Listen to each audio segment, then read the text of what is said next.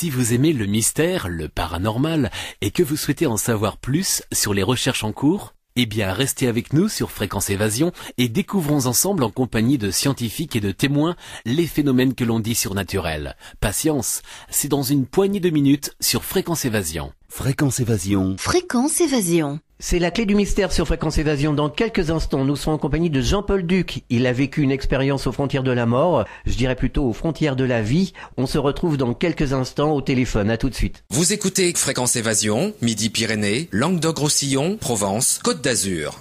Chaque jour sur Fréquence Évasion Grand Sud, info, loisirs, culture, environnement et détente.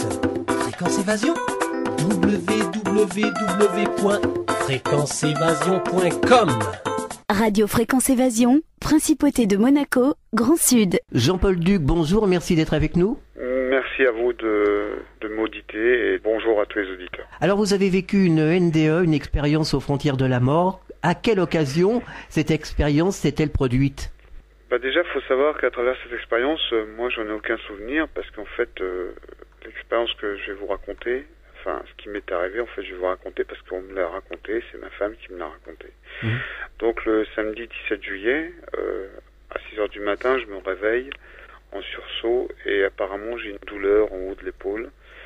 Et donc ma femme décide de me dire, elle me dit viens on va en bas et on prend l'air et tu t'allonges sur le transat et je te mets une couverture et c'est ce qui se passe et je m'endors apparemment jusqu'à 8h du matin. Et je me réveille donc à 8h, ma fille de Jess en fait descend, elle a 14 ans, elle descend pour déjeuner, on fait un déjeuner, un petit déjeuner sur la terrasse, il faisait beau et apparemment il faisait chaud et tout allait très bien, apparemment j'avais perdu ce petit malaise qui m'était arrivé à 6h et enfin tout allait très bien. Et je déjeune et apparemment je fume une cigarette qui remet en place cette douleur. En fait, elle me raconte qu'en fait j'ai de nouveau cette douleur qui apparaît par rapport à la cigarette, donc c'est là qu'elle décide de m'amener directement en fait à la permanence près de Genève. Pour voir éventuellement ce que je pourrais avoir, parce qu'elle était très inquiète. Et donc ils m'ont gardé pendant 3 heures, ce 17 juillet, jusqu'à midi, en fait. Le temps d'arriver jusqu'à midi, ils m'ont gardé. Et ils m'ont fait un peu tous les prélèvements, les prises de sang, l'électrocardiogramme, l'encéphalogramme, tout. Et à midi, en fait, ma femme vient me rechercher chez le médecin. Et elle voit le médecin qui finalise les choses en disant que apparemment tout va bien et qu'il fallait que je me calme et que c'était une crise un peu d'angoisse et qu'il fallait un peu se calmer. De là, on rentre à la maison.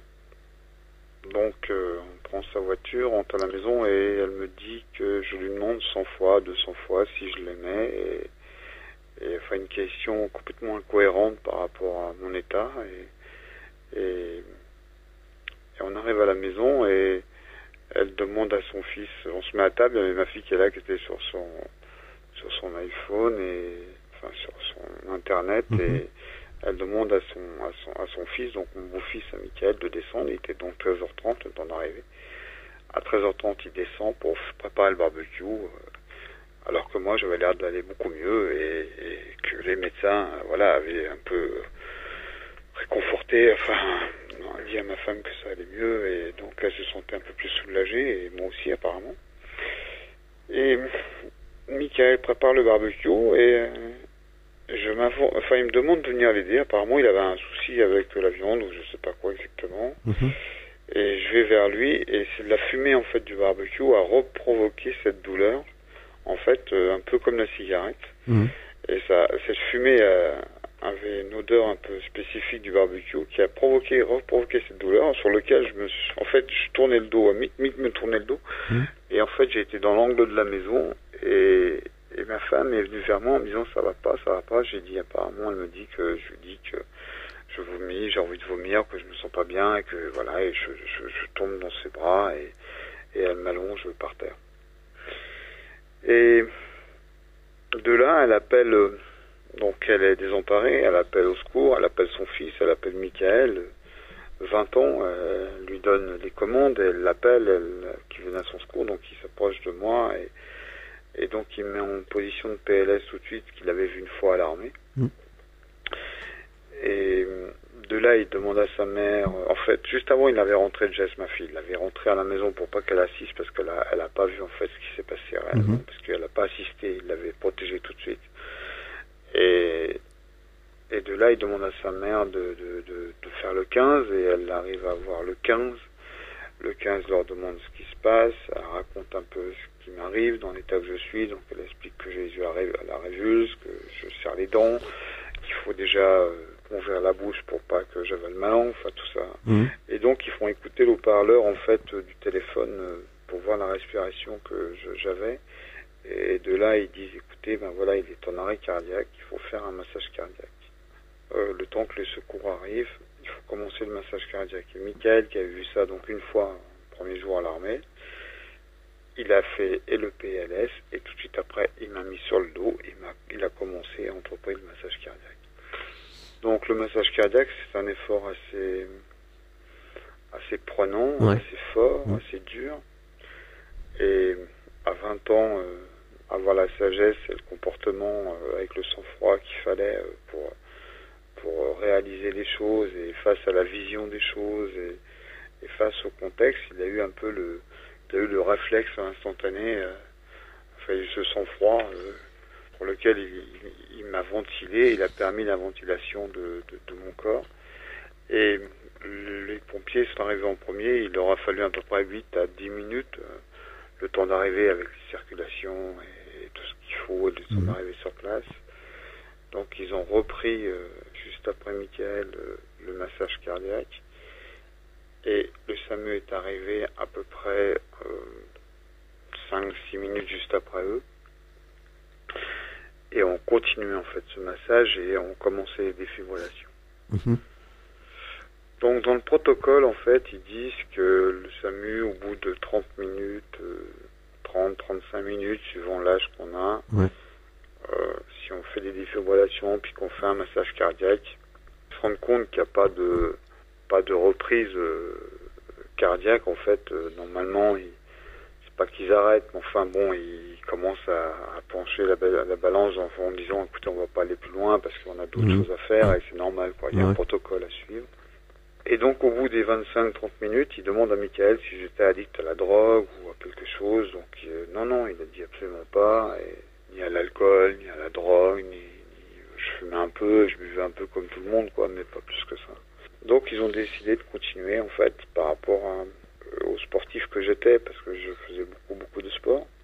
Et j'étais assez enveloppé, disons que je faisais du tennis, du squash, de la boxe, du body, je travaillais du body, puis je travaillais beaucoup, donc j'étais encore dans un système où tout allait bien, ma vie était bien, mais bon, bien évidemment, on est tous stressés, dans ce stress, enfin bon, c'était comme ça. Et donc au bout de 12 défibrillations de 4000 volts et les 41 mg d'adrénaline qu'ils m'ont injecté dans le sang, donc en fait ça consiste à dire qu'ils ont injecté toutes les poches d'adrénaline des pompiers et du SAMU, ça veut dire qu'ils n'en avaient plus.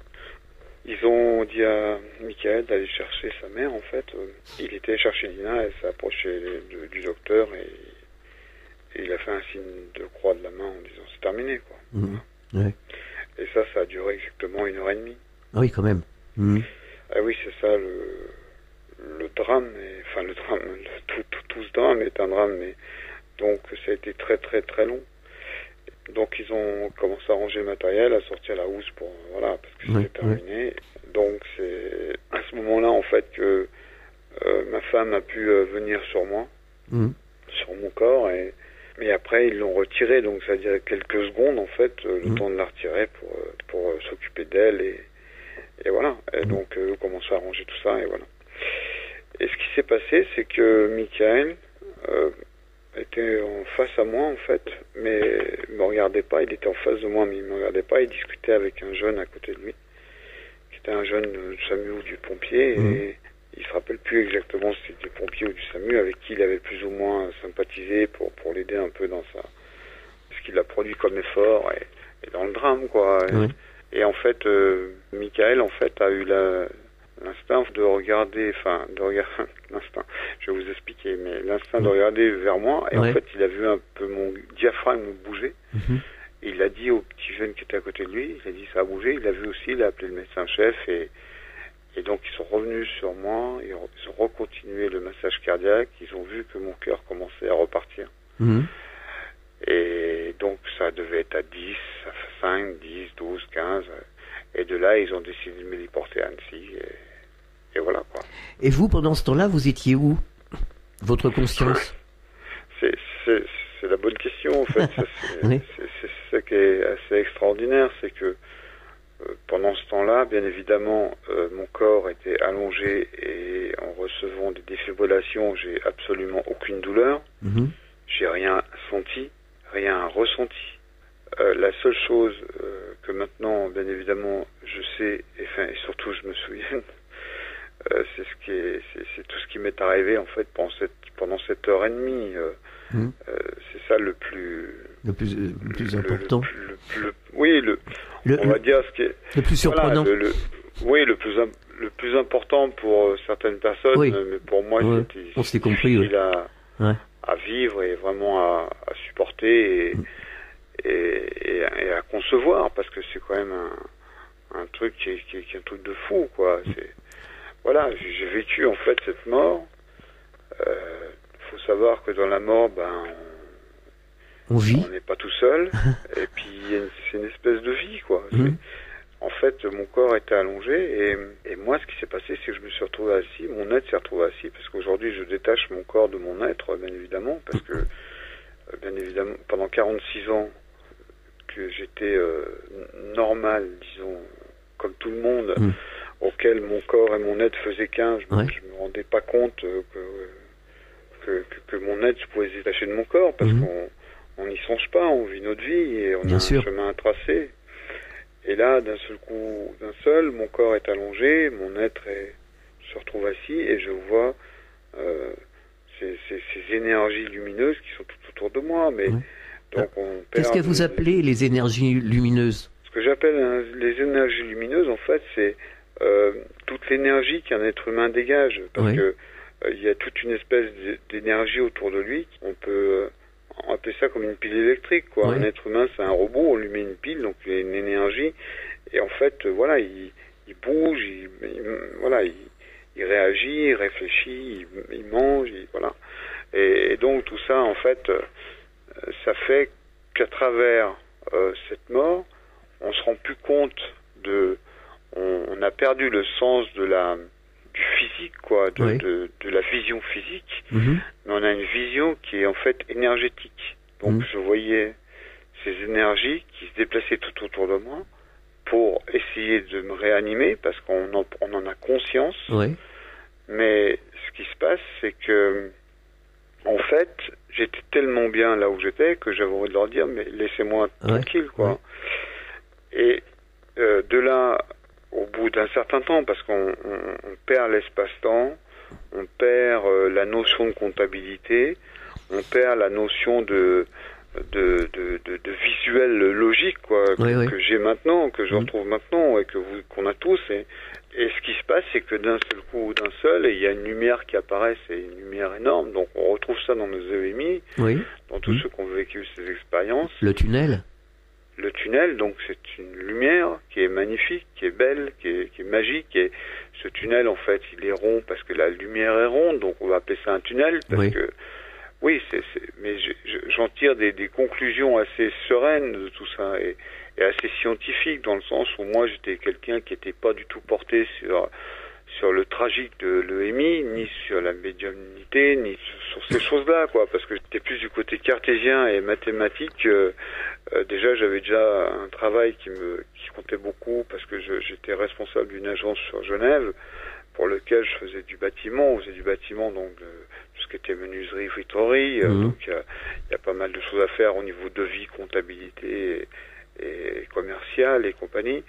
Et donc j'étais plus dans un univers normal et stressant que dans ces expériences-là. Et cette expérience-là, aujourd'hui, voilà, ce que je dis à mon grand regret, c'est que j'ai dû la vivre. Et pour moi, c'est quelque chose que, voilà, à 46 ans, j'étais dans la fleur de l'âge, j'étais bien, quoi, dans ma vie, et j'avais pas de soucis là, j'étais pas malade, j'étais en pleine forme physique, j'étais en pleine forme moteur, oui, tout allait bien. Et, voilà. Et voilà. Donc, je me suis retrouvé face à une lumière, donc une grande lumière, belle, lumineuse, magique, magnifique.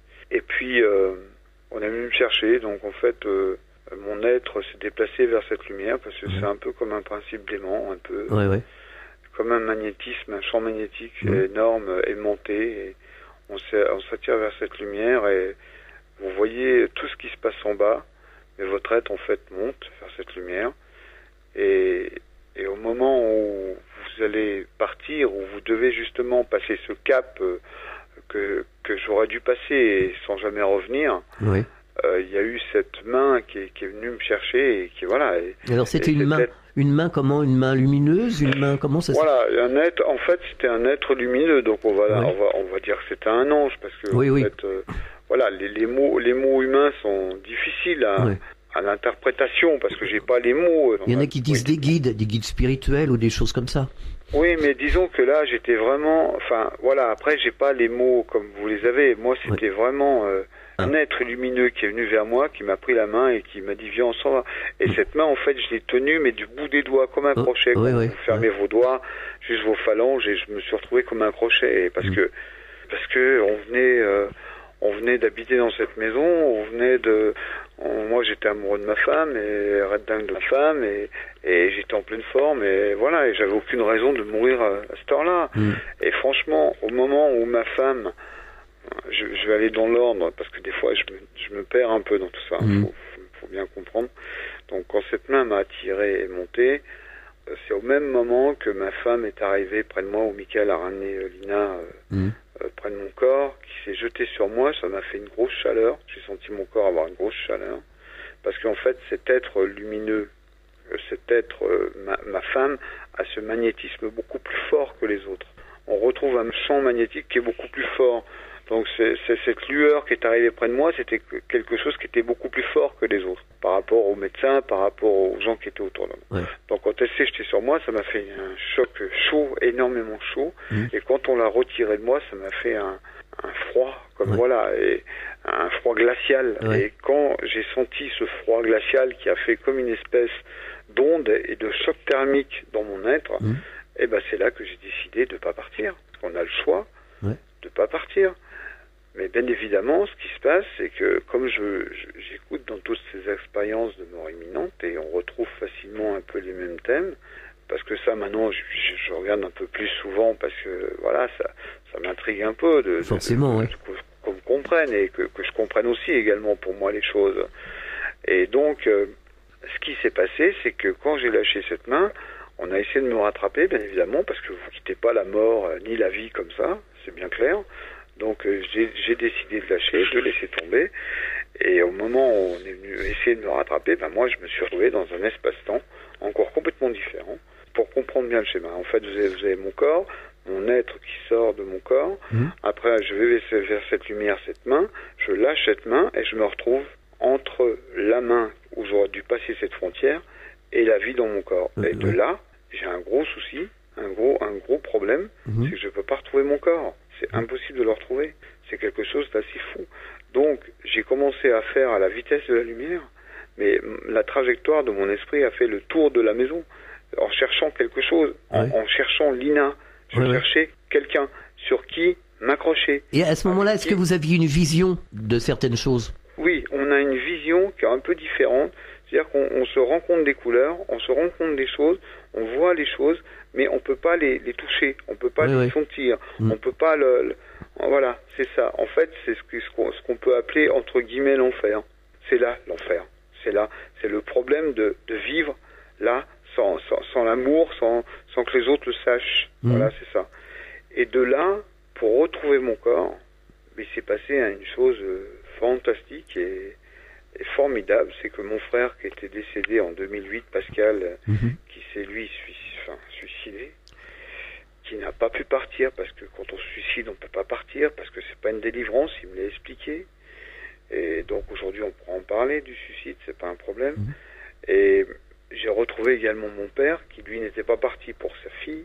Enfin, c'était assez compliqué. Et aujourd'hui, j'ai retrouvé sa fille. Aujourd'hui, au bout de 40 ans que je ne l'avais pas vue. Voilà, c'est une chose qui s'est enchaînée. Et mon frère et mon père étaient là, présents. Mais là, je les ai vus comme je vous vois. Et eux m'ont fait retourner dans mon corps, m'ont poussé dans mon corps. Là, j'ai réintégré mon corps. Et Pascal a mis une grande gifle à Michael, en fait, pour qu'il tourne la tête et qu'il voie mon bout de diaphragme bouger. Parce que le gamin de 20 ans, enfin l'adulte de 20 ans, il se pose encore, et je lui ai expliqué pourquoi, mais il se posait la question pourquoi il a tourné la tête. Il n'avait aucune raison de tourner cette tête vers moi. C'est la clé du mystère, nous sommes en compagnie de Jean-Paul Duc. On marque une pause, on revient dans quelques instants. De Menton à Toulouse, Radio Fréquence Évasion, le soleil du Grand Sud. Fréquence Évasion vous donne la possibilité de dialoguer sur l'un des 3 forums. Paranormal, région et musique. Venez dialoguer sur les forums Fréquence Évasion. Cliquez sur Forum. Bon surf sur le site de Fréquence Évasion, www.fréquenceévasion.com.